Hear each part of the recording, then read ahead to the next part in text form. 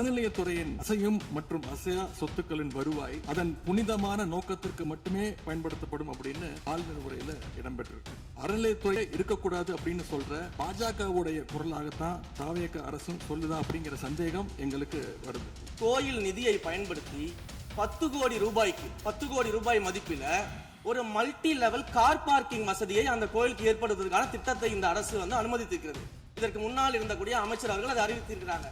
அந்த கோயில்ல ஒட்டுமொத்தமாக மாதத்திற்கு வரக்கூடிய பக்தர்களின் எண்ணிக்கையே 500 தான் ஆவரேஜா. அதே போல அந்த கோவில்களுக்கு அடிப்படையில கழிப்பறை வசதி கூட கிடையாது. இது மட்டும் இல்ல, குன்னூர் மற்றும் உதகையை சுற்றி இருக்கக்கூடிய அனைத்து பகுதிகளிலும் இருக்கக்கூடிய 50 கோவில்கள்ல பேசிக்கா இருக்கக்கூடிய டாய்லெட் ஃபெசிலிட்டிஸ் கூட அங்க இருக்கக்கூடிய கோயில்களுக்கு கிடையாது. அப்படிப்பட்ட இடங்கள்ல கோயில் நிதியை பயன்படுத்தி எதற்காக மல்டி லெவல் கார் பார்க்கிங் தேவைப்படுது? கடந்த 5 ஆண்டுகள்ல ஒன்றிய அரசின் நிதி உதவியோடு பழனியில பாத்தீங்கன்னா ஒரு சித்த மருத்துவமனை கட்டுவதற்கான நிதி உதவியை ஒன்றிய அரசு தருவதற்கு தயாராக இருந்தது. ஆனா கடந்த ஆட்சியில அந்த திட்டத்தை அப்படியே கடப்புல போட்டு கேட்டா ரெக்கரிங் செலவை எங்களால ஏத்துக்க முடியாது அப்படின்னு சொல்லி கடப்புல போட்டு வச்சிருந்த இந்த திட்டத்தை நாம இன்றைக்கு கையில் எடுத்து அதை துவங்குவதற்கான ஆய்வில் இறங்கியிருக்கிறோம். இந்த மக்கள் பயன்பெறக்கூடிய திட்டங்களை நாம தடுக்கவும் இல்லை, நாம யாருக்கும் பி டீமாக இருந்து வேலை செய்ய வேண்டிய அவசியமும் இல்லை. கோயில்களின் நிதியை ஒரு காலமும் கமர்ஷியலாக பயன்படுத்த வேண்டிய அவசியமும் மாண்புமிகு தமிழ்நாடு முதலமைச்சர் தலைமையிலான தமிழக வெற்றி கழகத்தின் ஆட்சிக்கு தேவையும் இல்லை.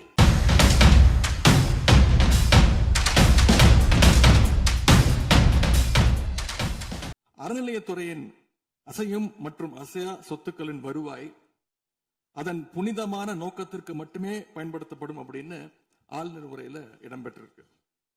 இந்த கருத்தை பார்க்கும் பொழுது அறநிலையத்துறையே இருக்கக்கூடாது அப்படின்னு சொல்ற பாஜகவுடைய குரலாகத்தான் தாவேக அரசும் சொல்லுதா அப்படிங்கிற சந்தேகம் எங்களுக்கு வருது. பாஜகவும் வலதுசாரிகளும் சொல்றது இதுதான். அறநிலையத்துறை பள்ளி கல்லூரிகளை நடத்தக்கூடாது, அறநிலையத்துறை பள்ளி கல்லூரிகள் நடத்தக்கூடாது அப்படின்னு சொல்லிட்டு இருக்கிறாங்க. இதுக்காக வழக்கும் தொடர்ந்து இருக்கிறாங்க. இந்த நிலைப்பாடு திருமண மண்டபங்கள் வணிக வளங்களோடு நிற்குமா, இல்ல கல்வி நிறுவனங்களுக்கும் இந்த கண்டிஷன்ஸ் அப்ளை செய்யப்படுமா? மாண்புமிகு அறநிலையத்துறை அமைச்சர்கள். மாண்புமிகு பேரவை தலைவர் அவர்களே, மாண்புமிகு தமிழ்நாடு முதல்வர் அவர்களே, அறநிலையத்துறையை பொறுத்த வரைக்கும் கோவில்களின் வருமானம் கோவில்களில் வரக்கூடிய பக்தர்களுக்காக செலவிடப்படும் என்பதை நம்முடைய ஆளுநர் உரையில் இடம்பெற்றதுதான் அதனுடைய சாராம்சம். இன்னொன்று, சமீபத்தில் வெளியிடப்பட்ட திருமண மண்டபங்கள் மற்றும் வணிக வளாகங்கள் அந்த பணிகள் துவங்கப்படாத பணிகள் நிறுத்தப்பட்டது என்பது இந்த பணிகளை பொறுத்த வரைக்கும் நாம் ஆராய்ந்த வரைக்கும் அந்த கோவில்களில் பொதுமக்களுக்கு தேவையான அடிப்படை வசதிகள், பொதுமக்களுக்கு தேவையான தங்குமிட வசதிகள், பொதுமக்கள் பக்தர்கள் வரப்போது அவர்களுக்கு தேவையான அடிப்படையிலான கழிப்பறை வசதிகள் போன்ற இந்த வசதிகளை மேம்படுத்துவதை காட்டிலும் இவர்கள் கமர்ஷியலாக கோவில்களுக்கு திருமண மண்டபங்கள் கட்டுவதிலும் வணிக வளாகங்கள் கட்டுவதிலும் அதன் மூலமாக வருவாய் ஈட்டுவதை மட்டுமே குறிக்கோளாக வைத்துக் கொண்டு இந்த திட்டங்களை துவங்கியதன் காரணமாக மேலும் அதன் மீது பல்வேறு நீதிமன்ற வழக்குகள் ஸ்டே ஆர்டர்ஸ் இருப்பதனால நாம் அதையெல்லாம் ரத்து செய்து அறிவிச்சிருந்தோம். இதற்கு ஒரே ஒரு உதாரணமாக எந்த அளவிற்கு கோவில்களை கமர்ஷியலாக மாற்றுவதற்கு கடந்த ஆட்சி காலத்தில் முயற்சி செய்து கொண்டிருந்தார் என்பதற்காக ஒரே ஒரு சிறிய உதாரணத்தை மட்டும் சொல்லிடுறேன். அருள்மிகு குன்னூரில் இருக்கக்கூடிய அருள்மிகு விநாயகர் திருக்கோயில், ஏறத்தாழ அந்த கோயில்கள் இருந்து கோயில் நிதியை பயன்படுத்தி 10 கோடி ரூபாய் மதிப்பில ஒரு மல்டி லெவல் கார் பார்க்கிங் வசதியை அந்த கோயிலுக்கு ஏற்படுத்துவதற்கான திட்டத்தை இந்த அரசு அனுமதித்திருக்கிறது. இதற்கு முன்னால் இருந்தக்கூடிய அமைச்சர் அவர்கள் அதை அறிவித்திருக்கிறாங்க. அந்த கோயில்ல ஒட்டுமொத்தமாக மாதத்திற்கு வரக்கூடிய பக்தர்களின் எண்ணிக்கையே 500 தான் ஆவரேஜா. அதே போல அந்த கோவில்களுக்கு அடிப்படையில கழிப்பறை வசதி கூட கிடையாது. இது மட்டும் இல்ல, குன்னூர் மற்றும் உதகையை சுற்றி இருக்கக்கூடிய அனைத்து பகுதிகளிலும் இருக்கக்கூடிய 50 கோவில்கள்ல பேசிக்கா இருக்கக்கூடிய டாய்லெட் ஃபெசிலிட்டிஸ் கூட அங்க இருக்கக்கூடிய கோயில்களுக்கு கிடையாது. அப்படிப்பட்ட இடங்கள்ல கோயில் நிதியை பயன்படுத்தி எதற்காக மல்டி லெவல் கார் பார்க்கிங் தேவைப்படுது? அப்ப இது கமர்ஷியல் திட்டங்கள் இல்லையா? கோவில் நிதியை வந்து இப்படி கமர்ஷியலாக பயன்படுத்துவதற்கு எதிராக தான் நாம இந்த திட்டங்களை எல்லாமே தடுத்து இந்த திட்டங்கள் தேவையில்லை, அதற்கு பதிலாக நம்முடைய அரசாணையிலே வெளியிட்டிருக்கிறோம். மிக தெளிவாக கடைசி வரியை படித்து பார்த்தால் எல்லாருக்கும் தெரியும்.